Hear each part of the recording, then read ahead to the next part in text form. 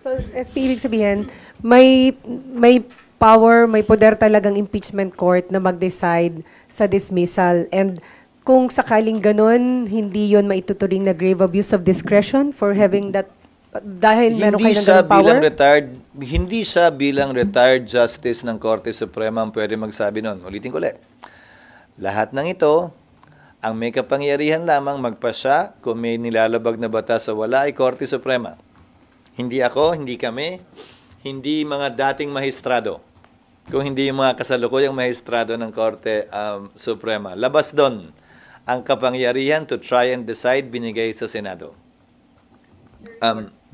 Sir, sorry, clarification lang. Yes. Nasagot niyo na rin po ito dati, pero if hindi po magsabit nung second document na compliance yung 20th Congress House, what happens Then dito? the court will decide accordingly. Hindi ko alam, ayokong pangunahan kasi iba na rin yung composition ng court. Pero sir, di ba, you mentioned before na pwede pa rin kayo mag-decide to continue the trial even without that. Remember, I also said the 19th cannot bind the 20th. The 20th Congress, the 20th Impeachment Court, the 20th Congress Impeachment Court, the 20th Congress House can reverse whatever decision was made by the previous Senate, by the previous Impeachment Court, by the previous Congress. So pwedeng baguhin yung order ng Impeachment Court na papasok, pwedeng i-modify yon, pwedeng i-abandon yon, decision ng Impeachment Court yun. So, pwede rin pala, sir, na wala silang compliance doon sa number 2 doon sa order, pero may assign silang prosecutors.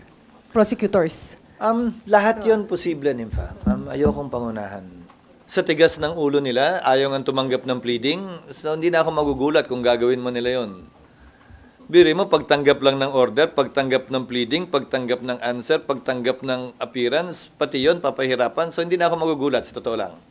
Pero magkikita-kita kami sa tamang panahon, kaugnay sa mga ganyang ginagawa nila sa panahong ito.